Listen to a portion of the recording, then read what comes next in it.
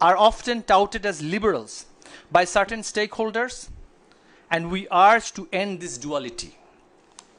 To our people, we urge, let us come together, not as opponents, but as one nation. Let us reject the politics of hate and embrace the politics of hope. Let us replace division with unity, fear with confidence, exclusion with participation, and vengeance with justice. And let us see this homecoming of Sheikh Hasina as a chance to heal and hope and not fight and fall. We believe together we can rise again, learn from past and progress into future. But if we don't now, if we don't, grave and worse future awaits us. We cannot let Bangladesh become a failed state. If the extremists and the fanatics are pampered and patronized, this future generation shall suffer for perpetuity. May we stand and heal together and defeat the dark forces. Joy Bangla, Joy Bangabandhu. Thank you very much for your point of view, and I would request Mr. Aminul Haq, Polish, if you are still with us, if you can come for 2 minutes only, please, just 2 minutes, but slow if you can. Otherwise, I have to go to the second speaker. Please, thank you. Am I listening? Yeah, am I audible now? Hello? Hello? Hello? We can hear you. Okay, so let me wrap up in this way. So there are several current incidents that indicate that like Islamic terrorists and the militants are directly active in the field.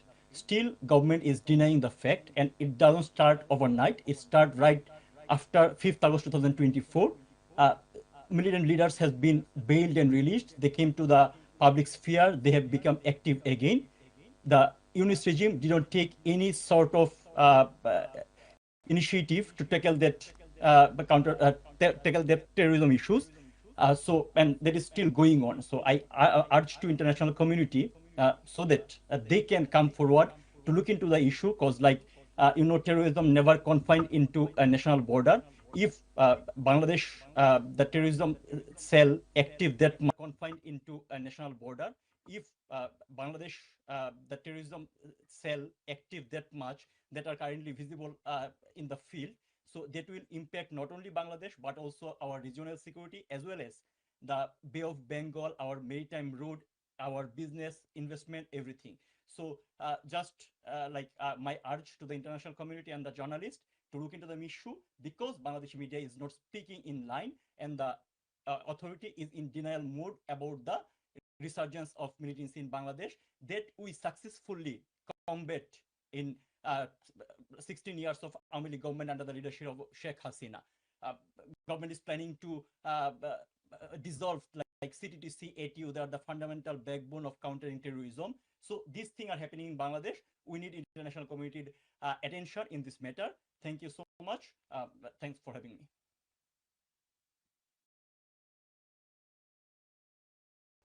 May I now request the key speaker, Mr. Sajib Wajid Joy, former ICT advisor to the Prime Minister of Bangladesh.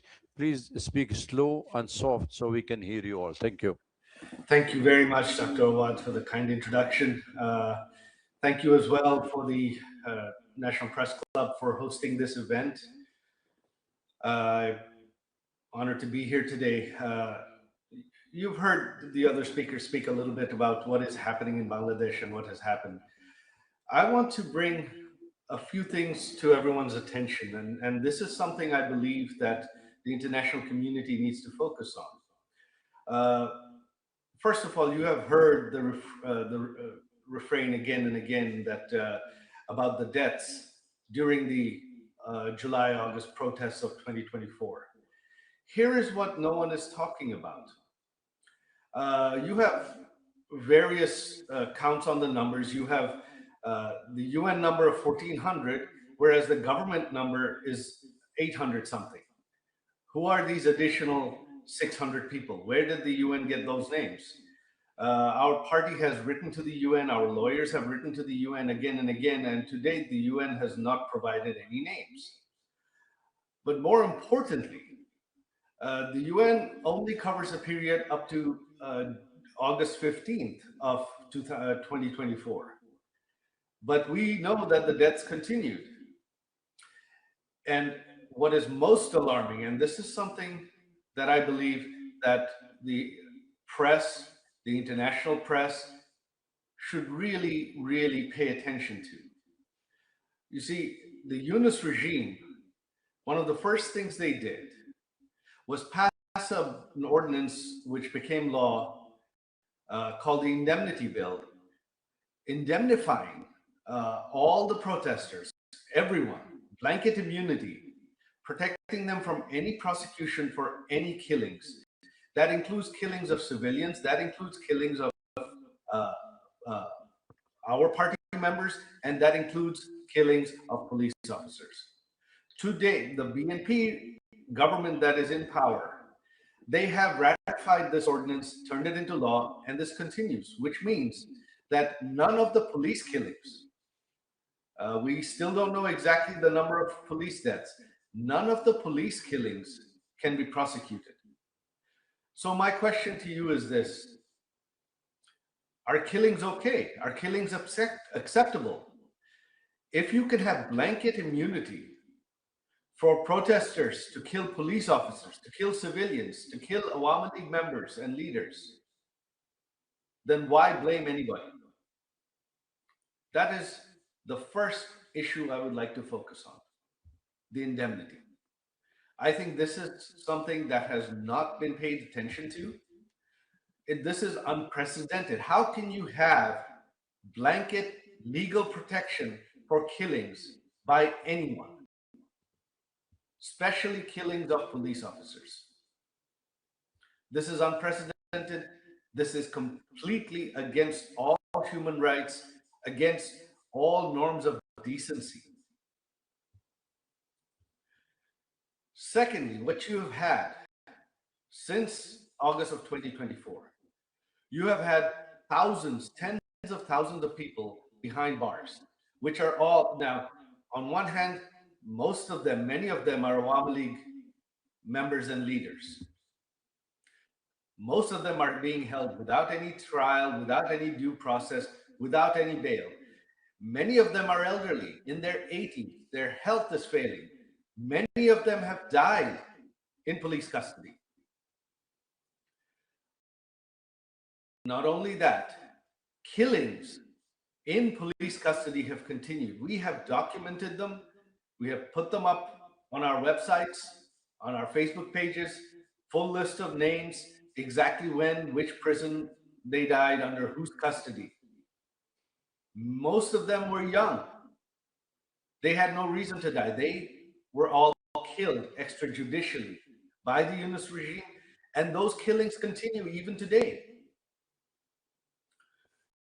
Outside of the prisons, during the Yunus regime, and even now, our party members are being hunted down and killed. Every few weeks, someone is killed somewhere. There is no due process. The police do not take any action, and the government protects these killers. So political killing in Bangladesh since August of 2024 has been legalized. This is Bangladesh today. And if any killings are legal, then why blame the Awami League at all? And finally, since 2024, not only Awami League members and leaders that have been behind bars, but anyone sympathetic to the Awami League. This includes journalists and businessmen, especially journalists, editors, owners of newspapers and television channels who were seen as pro-Awami League, have been behind bars for over 2 years now. You are the press club. Imagine if half of you, your members, your journalists, your editors, your media owners were held behind bars without bail, without due process, without charges, without trial, for an indefinite period of time. Can that be imagined in any country? Is that possible in any country? Is that legal in any way? That is a gross, gross violation of human rights, of freedom of speech. And this is something I believe that should certainly alarm the international media community. This is what's happening in Bangladesh. So Bangladesh today is a failed state. It's not a failing state. It is a failed state. There is no human rights. There is no freedom of speech. Even prior to this event, intelligence services went to the headquarters and offices of every major media outlet, every major newspaper, and instructed them clearly not to rebroadcast this event, not just to rebroadcast this event, but not to provide any coverage from any international media on this event. They're not allowed to share links from foreign media on their websites. Any journalists that were seen as still sympathetic to our government or against this government, many of them were fired even in the last couple of days. This is what's happening in Bangladesh. And what is the future? What does the future hold? There is no law and order. There is no constitution in Bangladesh today. What should concern India most is Bangladesh has become another Pakistan on India's eastern side. You have another Pakistan today on your eastern front. Foreign intelligence services, especially ISI, has an open hand. Militants, hundreds of convicted terrorists that our Awami League government arrested and convicted and put behind bars, have been released from prison. Hizb ut-Tahrir marches openly. Al-Qaeda operatives speak at public rallies. This is what is happening in Bangladesh. And this does not portend well for India and the world at large. In the future, the next set of terrorists globally are going to be coming from Bangladesh, unless this is stopped now. And where it has to begin is from the media, especially you in India. You are the world's largest democracy. Your media has reach. You cannot take this as a sensational story only when something sensational, headline-worthy happens. This is something you have to cover every day. This is something that you have to raise international awareness of. If you raise it, the international media will pick it up. If the international media covers it, it will come to the attention of international leaders. That is what needs to be done. If that is not done, then Bangladesh's future is bleak. India's future security is bleak.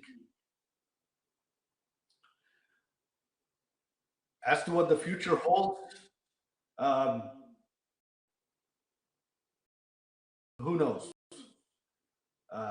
But right now, this is the future. The Constitution doesn't exist. Even if we hope that in 4 years there will be an election in Bangladesh, who knows what form it'll take. The BNP, running unopposed, has a 2/3 majority. They can amend the Constitution however they want and ensure that the elections are set up just like the Yunus regime did, so that the BNP wins. What you have now is not justice. You've heard our former Minister Naufal talk about this. What is happening is not justice. What is happening is political exclusion of the opposition, of the largest political party in Bangladesh, in order to grab and hold on to power. That is what is happening in Bangladesh. This is democratic and electoral manipulation. That is all it is. The BNP knows that the Awami League is allowed to speak freely.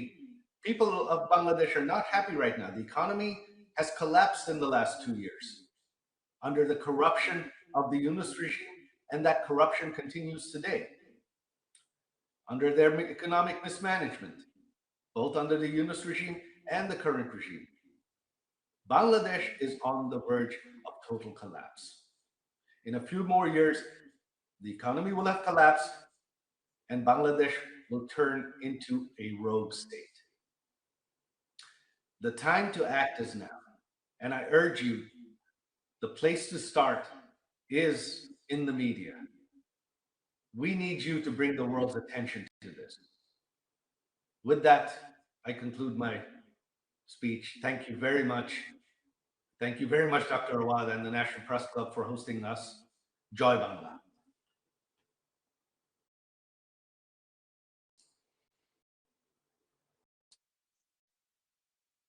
Sajid, but I would request you to stay online with us because there will be questions raised by the colleagues around. So please stay with us till we have the Honorable President of the Awami League, Mr. Certainly, Sheikh. I will stay online to answer questions. Yes, Thank please. Then let me get her online, and then we will take her point of view, audio only.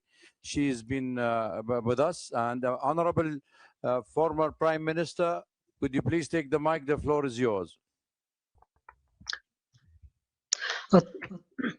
Thank you very much. It's a great honor for me to be with you. Thank you, and thank you for everybody who present here or who are listening.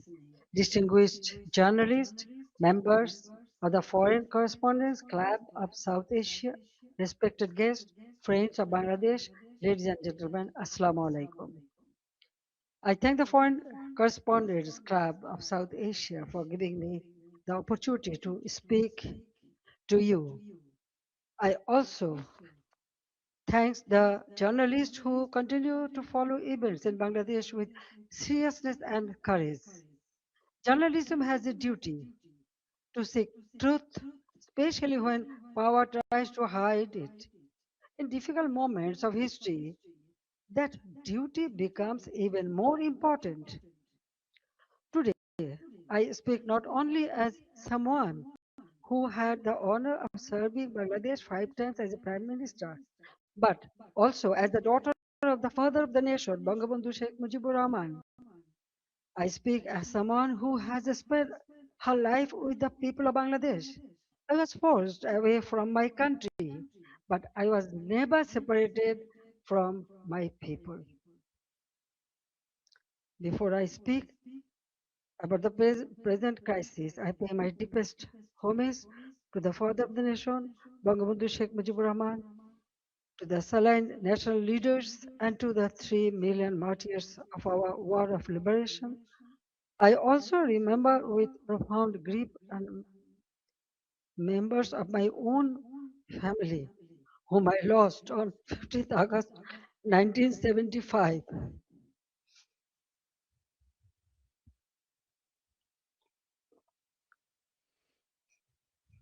Today is also the birthday of my beloved brother Sheikh Kamal, who was 2 years younger than me.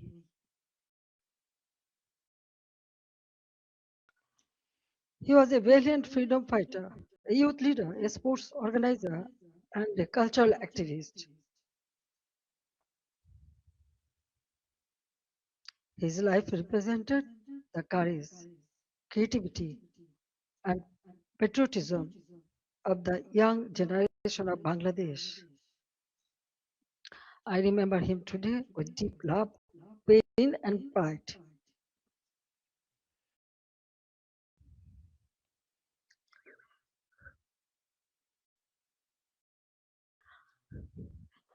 Ladies and gentlemen, for the last 2 years, I've watched my beloved Bangladesh suffer.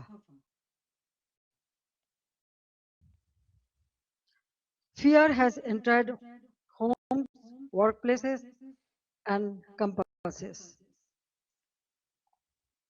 This is not the Bangladesh we built. This is not the Bangladesh for which 3 million people sacrificed their lives in 1971.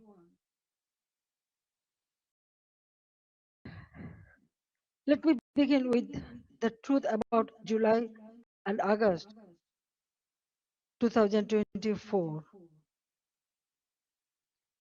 It was not a peaceful student movement. From the beginning, my government tried to resolve the issue peacefully through dialogue, legal process, and patience. But behind the language of reform,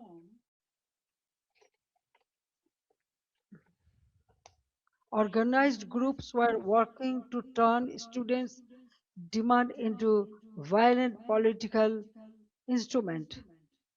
In 2018, responding to student demands, we abolished the quota system. In 2024, when the High Court annulled the decision, the government appealed because we wanted to uphold the abolition. I personally took the initiative for dialogue with the students and invited them to Ganabhavan, the Prime Minister's residence. Three ministers also held discussions with them. A quota reform movement was turned into a one-point demand for my resignation. False propaganda was spread in a planned way. Genuine students were emotionally manipulated, while organized groups used their movement as cover for and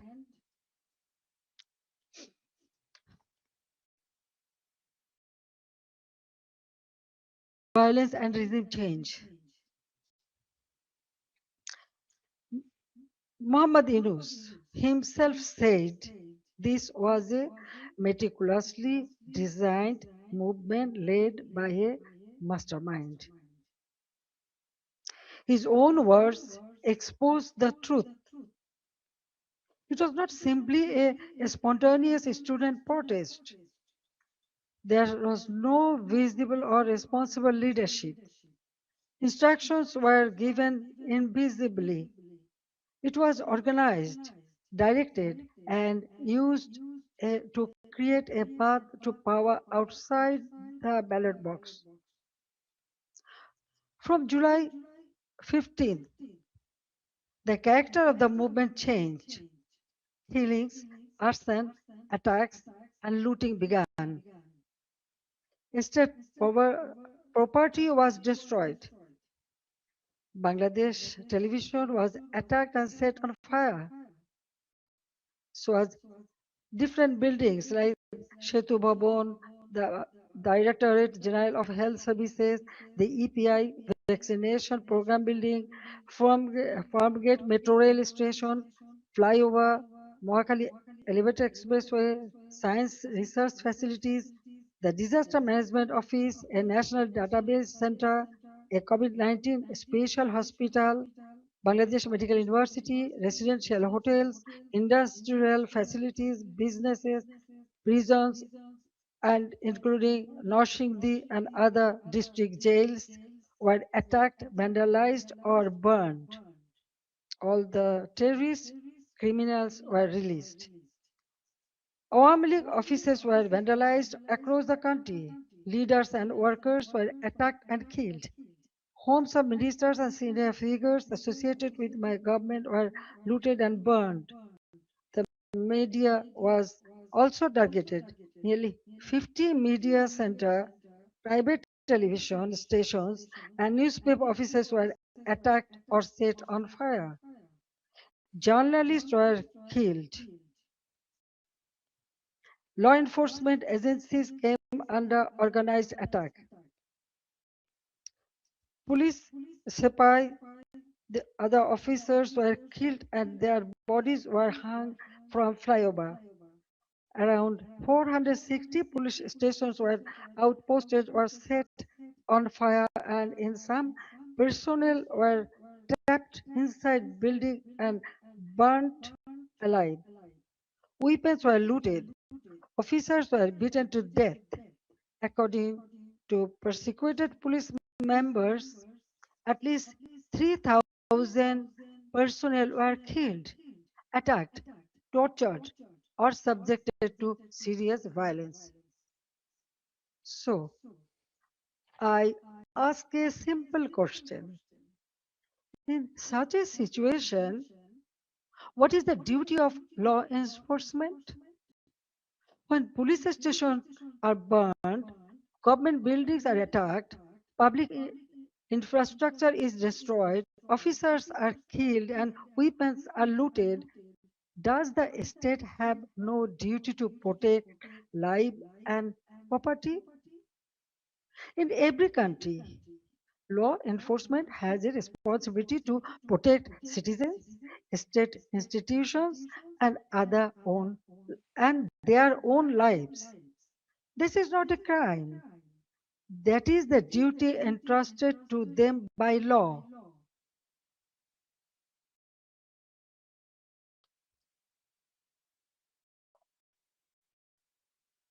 At the same time, I wanted the truth to be known. That is why I formed a Judicial Inquiry Commission on 18th July 2024. Its purpose was clear. Every casualty had to be investigated. Every incident of violence had to be examined, and every family deserved to know the truth. I met victims' families, visited the injured, and instructed the authorities to provide the highest level of medical treatment free of cost. On 1st August, I strengthened the inquiry into a three-member commission so that the investigation would be credible and comprehensive. But after seizing power, the illegal interim government led by Mohammad Yunus stopped the investigation. They did not allow the truth to come out. They gave indemnity to those who involved in the killings. If they truly wanted justice, why did they stop the inquiry? If they had nothing to hide, why protect the killers? That one decision tells the truth. They did not want justice, they wanted power. They did not want investigation, they wanted the evidences buried. Their own words export the truth. An NCP leader said revolution would not have succeeded if police had not been killed and the metro rail had not been set on fire. A BNP leader in Shirazganj also said publicly that Enayatpur police station was burned and police were killed to make the revolution succeed. These statements show that the July-August movement was not merely a quota reform movement. It became a coordinated assault on constitutional order driven by hidden instruction, organized violence, and propaganda. The conspiracy did not end on 5th August. After 5th August, violence became a campaign of political persecution.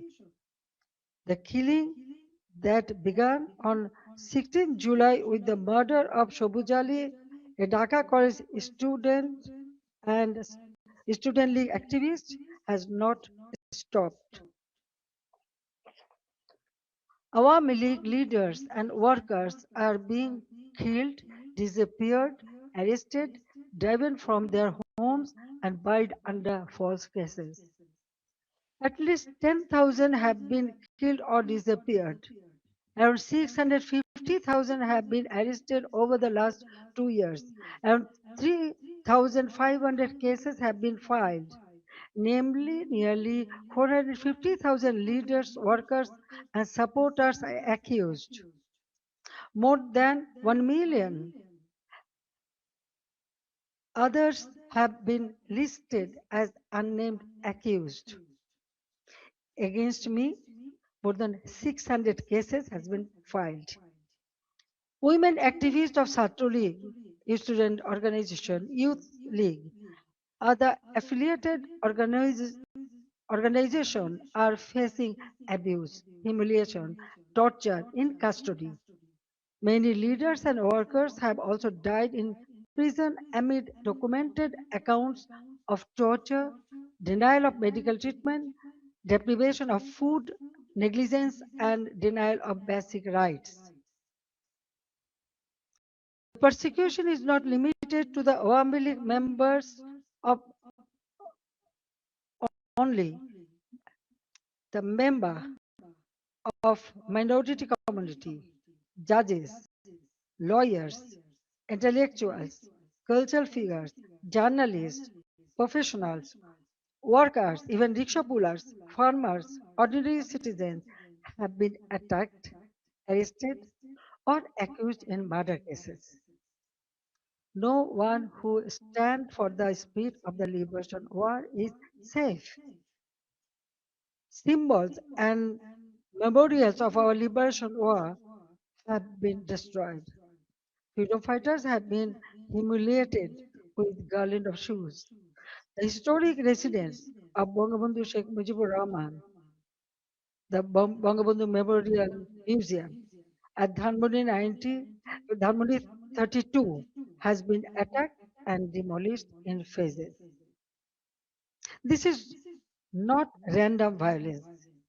This is an attempt to erase the spirit of the liberation war from Bangladesh. Muhammad Yunus himself spoke of pressing a reset button to whip away the country's previous history. They want to erase the liberation war, they want to erase Bangabandhu, they want to rewrite Bangladesh against the foundation on which it was born. Convicted war criminals have been released, militants and top terrorists have been freed. Even after a staged election brought the BNP to power, the situation did not change. Bangladesh remains a grip of fear, terror, repression, economic hardship, and deep insecurity. Now, look at the condition of the country. The progress we built has been destroyed, and ordinary people are paying the price. GDP growth has fallen to 2.22% compared with 6.80% during the Awami League government. Industrial production has fallen sharply. For the first time in 54 years, the industrial sector has faced negative growth. Defaulted loan in the banking sector have reportedly risen from 13% to 47%. Poverty has increased from 18.60% to 46.8%. Investment has turned negative. Job creation has collapsed. More than 2 crore people have newly fallen into unemployment. Over 500 industrial factories have closed. More than half of industrialists and business owners are either in prison or forced into hiding.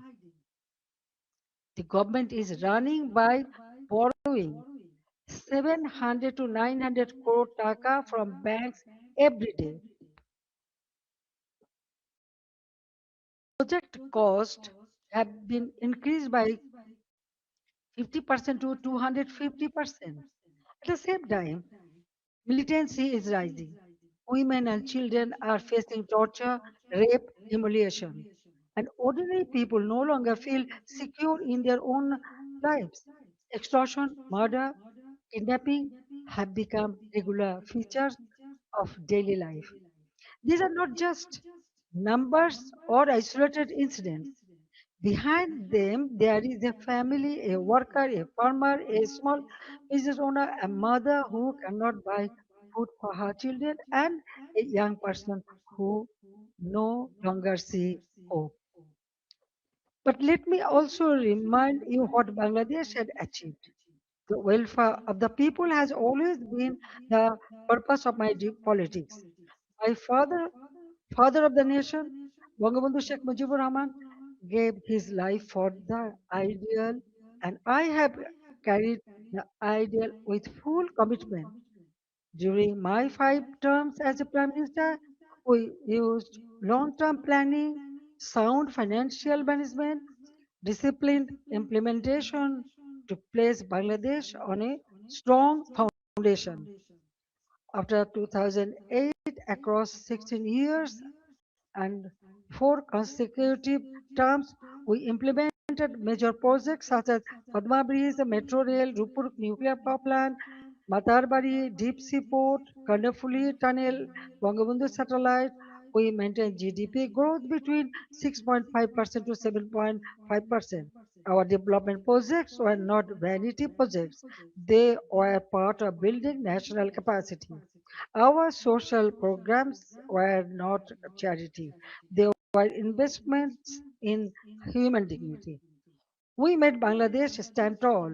We made it known as the rising tiger of Asia. Bangladesh's crisis is not only a domestic crisis, it affects regional peace, security, trade, development, and human dignity. That is why I call upon the international community and all the friends of Bangladesh to stand with the people of Bangladesh in their struggle for democracy, justice, and peace. A stable Bangladesh matters for South Asia, for the Bay of Bengal, for development partners, and for all countries that believe in democracy, rule of law, and justice. The next decade can be a decade of recovery and renewal, but only if democracy is restored and the people are allowed to decide their own future. That is why I make these demands clearly. The ban on the Awami League must be lifted, political prisoners must be released, false cases must be dropped, freedom of speech must be restored, media freedom must be protected, judicial independence must be guaranteed. Law enforcement agencies must serve the people, not those who use power for revenge. These are not demands for one party only. There is necessary steps to save Bangladesh. Whatever fate awaits me, I will return to my people. I cannot stay away while my beloved countrymen are suffering. I know I may be detained, I may be sent to prison, they may try to enforce verdicts issued in fabricated cases, but fear cannot decide my duty to the people. My life moved beyond calculations of personal safety long ago. In 1971, I was in imprisonment with my mother. My son, Joy, was born in captivity. In 1975, I lost my family. I spent 6 years in exile. After returning home, I fought against military ruler, dictatorship, and political conspiracies. There were 19 assassination attempts against me. Even the grenade attack of 21st August 2004 could not stop me. Therefore, I am not worried about my own future. I am worried about the future of Bangladesh. I want to return because the people deserve security, development, prosperity, and peace. They deserve a state that protects them, an economy that gives them opportunity, and a democracy that gives them rights. My return and the return of the Awami League to the democratic process is not about power. It is about putting Bangladesh back to the right track. It is about reviving the country's path of development, progress, secularism, stability. I want to return to Bangladesh to one purpose, to stand beside the people and help improve their lives. The people are the source of all power. I believe in them, I trust them, I love them, and I will return to them. Joy Bangla, Joy Bangabandhu. thank you very much for listening me and giving me so much time. Thank you.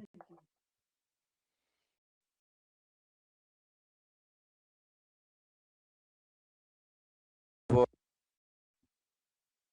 right input, and I would request you please to take a couple of questions from our colleagues before you go, and then we can direct the question to some other people. Venkat, please. I'll give. Just give me Venkat. Wait for the mic, and we'll give priority to our members. Then I'll give you. Just let me just. Thank you.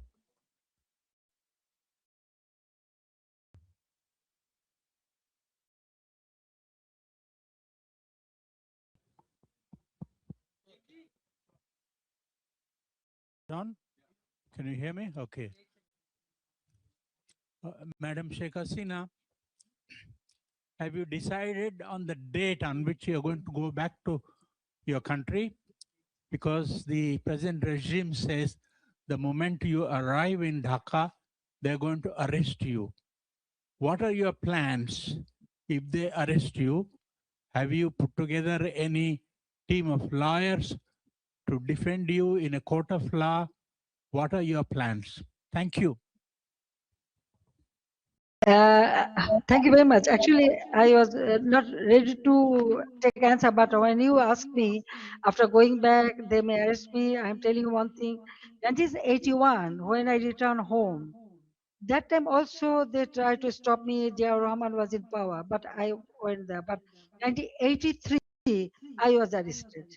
And again in 1985, 1987, there are several times. Even 2007, that time also I was outside the country, but when I wanted to return home, they tried to stop me, but they could not. I returned home. So I know that they may put me in the jail or they may kill me, they may, anything may happen, but still I have to go back. You are friend of Bangladesh. You are here. I know you will support me. So the people support, it is very important for me. I am with them. Thank you. Joy, Saju will take the question, right?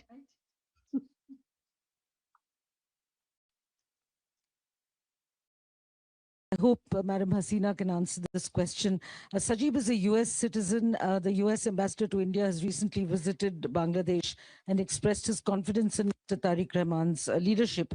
And Sajib is, of course, I'm aware that you have dual citizenship, Bangladesh as well as the US. But how do you view the US ambassador's remarks and his support also offering further deepening of trade relations with Bangladesh? And also, you said, Sajib, that Bangladesh runs the danger of becoming another Pakistan. But you are aware that one of the two countries, the country of domicile, the United States, under President Trump, has a particularly close relationship to Pakistan and is now building one with Bangladesh. So should Madam Hasina return, how do you intend to, where do you see the future of relations with the United States? Thank you.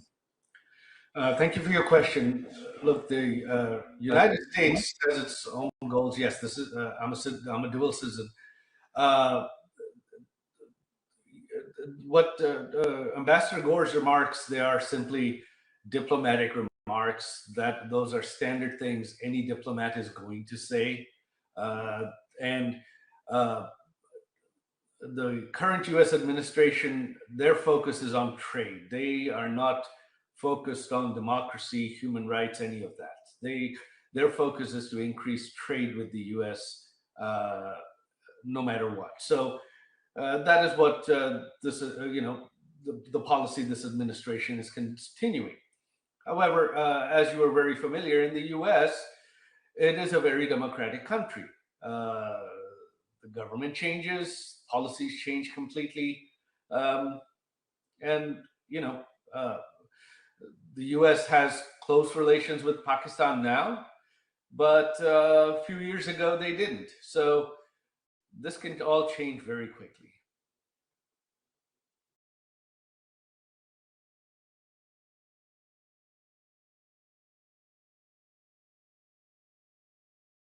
Yeah.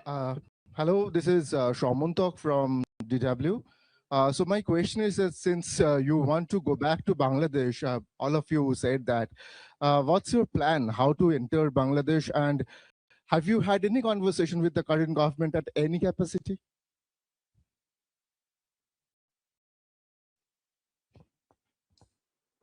I think my mother wants me to answer that as well. No, we are not in communication with the current government at all. She is doing this. She wants to do this regardless of what the government of Bangladesh wants.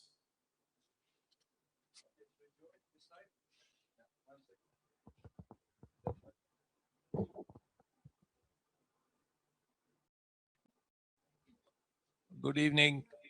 My question is, the Sheikh Hasina has been in India for 2 years, roughly. And how has her stay been? Has she been in touch with the government of India and its officials? And the fact that she's keen to go back, is this something the government of India is aware of?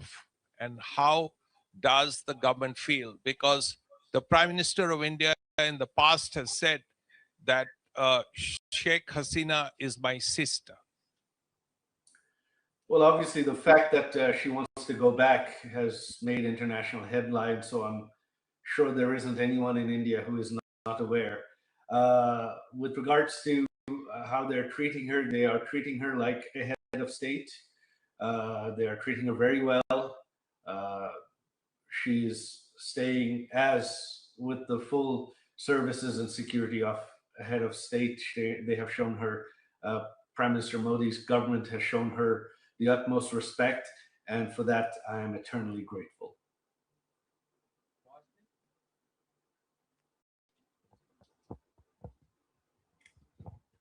This is Vasini Heather from The Hindu. I wanted to ask former Prime Minister Sheikh Hasina did really detail what happened in those 2 months. However, there has been one demand that we've heard from the protesters, from the students in Dhaka quite often. Did she regret the violence? Does she regret the killings of protesters there? Does she feel sorry about what happened eventually and the events that led up to her coming to India at that time? Look, this question of regret and apologies has been raised, but you see, the Yunus regime and the BNP regime has continued what I mentioned in my speech: immunity, indemnity. So they have indemnified killings. They have legalized killings. The killings of police officers, the killings of civilians, the killings of Awami League members. So in this situation, and you have heard my mother express that this was a violent situation. So if one set of killings is legal, then how does the question of apology arise? Why does it arise? You can't have both. You can't have one set of killings being legal and another set someone has to apologize for. So the day the indemnity is lifted, the day the protesters who killed police officers and civilians and Awami League members are arrested, then the Awami League will apologize, will express regret. But until that day, there is nothing the Awami League to apologize for, because currently all killings in Bangladesh are legal.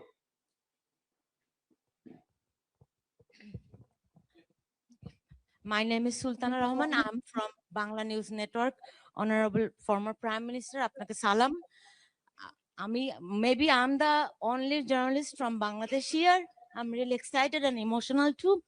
It's a great opportunity to ask you a question. That is, you know, the basic foundation of Bangladesh is under threat. That is our liberation war. Many people, hundreds of thousands of people, they are concerned, they are dying, but still they are sad. They are upset about the history, what is happening on our history in 1971.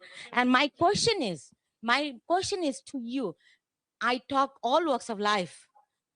They ask me when she's coming. You told that you are coming in December. What is your actual plan? Thank you so much. Unfortunately, my mother is the only one that can answer that, and mm, I think she has left. She's not. No, I'm here. I can answer. No problem. Well, you see, I just declare that I'm coming. I'm going to Bangladesh. Okay. Now the date and everything. Of course, when time will come, I will tell you. I told everybody. I hope that the people. Actually, I received response from all the people. So I believe that Bangladesh people suffered a lot, but I cannot take it, and that's why I decided to go back. The time December month is our victory month, so I want to go back in the month of December. I know I may face anything, but what happened? Bangladesh need reconciliation. Bangladesh needs constitutional development and constitutional position. Bangladesh people should have their constitutional right, justice. Now they have nothing. Economically, everything ruined. Politically, there is no such politics. No one can talk. No one can speak. Yes, there was the election. Everyone said, oh, yes, this is a good election. Okay, fine. Then why the persecution is going on? Still, they are arresting our people, torturing them, killing them. Why? So I believe in democracy. I believe in secular democratic system. So that's why I want to go back, and the time and everything will go. And the history. Now already they destroyed all our symbols of our victory. The liberation war, our victory. But everything has been destroyed. So we have to bring it back, because this country we liberated, it is our pride. So I want to bring back that pride to for our people, and so they can stand by themselves, and proudly they can say that we liberated the country, so our history should prevail. That's all. And thank you very much. You speak always in favor of our liberation victory. But at this moment, you know what is happening. Those who lost the war, now they are praising them. They are okay. I don't want to make much comment. Thank you.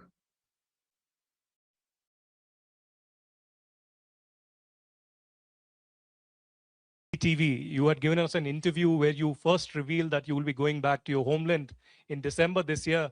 But I also want to communicate. Your son just said that there's no communication happening with the government. But would you want some kind of a back channel with the government before you revisit and return to your homeland, or would you want some kind of a mediation to happen from any neutral party or any neutral country? I ask this especially because today and yesterday, the Bangladesh government has put a blanket ban on your speeches and statements. So how would you intend to now communicate with your own people back in Bangladesh? Thank you very much. India is our friendly country. Anytime Bangladesh is in a disastrous position, India always stand behind them, and they give shelter every time. 1971, then 75, and still. Now, government to government relationship, that is different. But India always has been a great friend, and I know they will remain that. Now, about us, yes, I told you that I was not ready to leave my country. I didn't know that I am coming here, but somehow I reach here.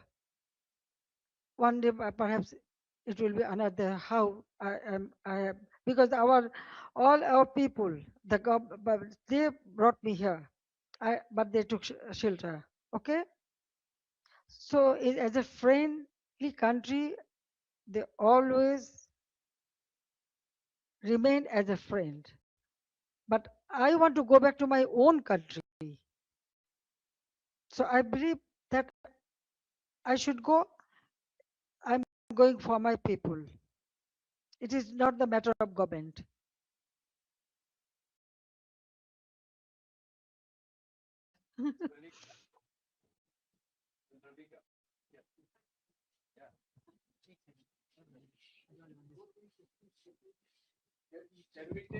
Check. Let's take 2-3 questions at one time.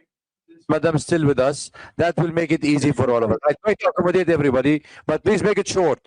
No need for any observation. Just short question. No, Please. I'm telling you one thing. I can see so many hands. You have so many questions. There is the email address.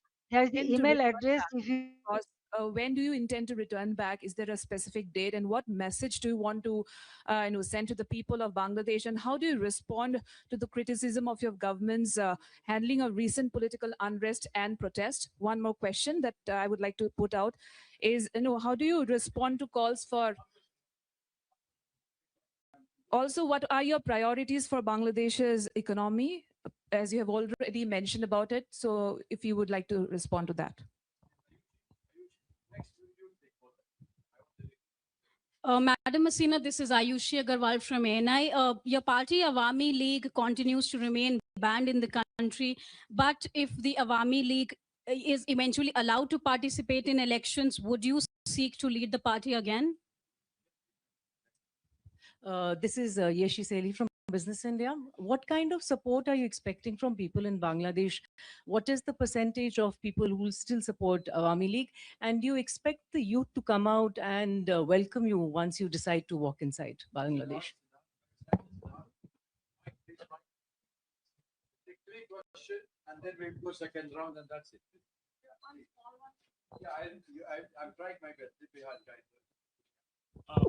Former Prime Minister Hasina, I have a very personal question to you. Last time you went back to Bangladesh in 1981, you went to the Nizamuddin Dargah, which has a very strong connect with your family. Will you go to the Dargah this time again, given the fact that your father also had a connect with the Dargah?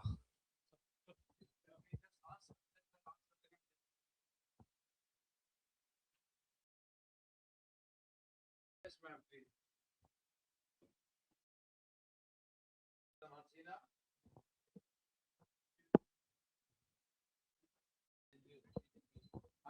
Unmute yourself.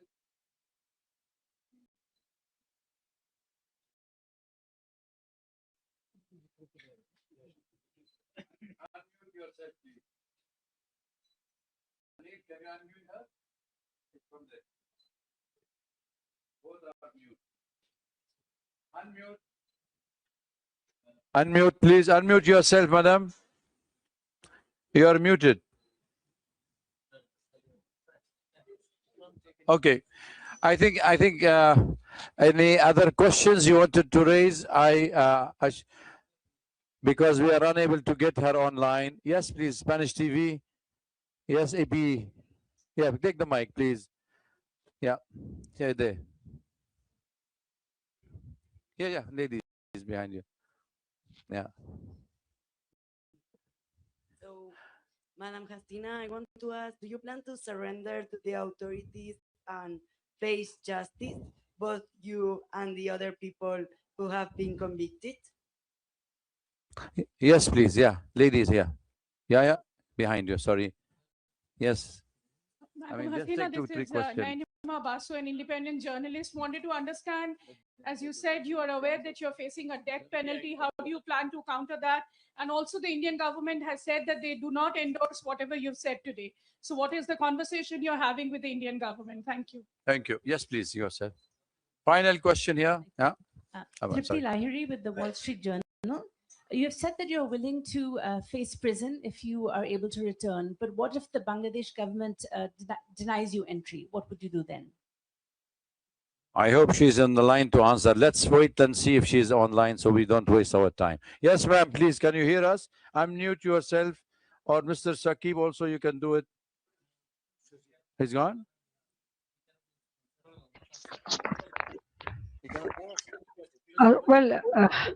Yeah. What I want to say that all the questions already I answered many of the paper or media before that, and that's why I feel no need, because going back to Bangladesh, I already told you, and visiting the serene place, this is our custom. Definitely, usually do it. So Nizamuddin Aulia or any place we can go, we can visit. That's the one thing. Another thing is that most of the question I think already I have answered you in the past in the media. Now the government, what government will do, it is their matter. I have decided to go, I will go, and when time will come, you will be able to know everything. Okay.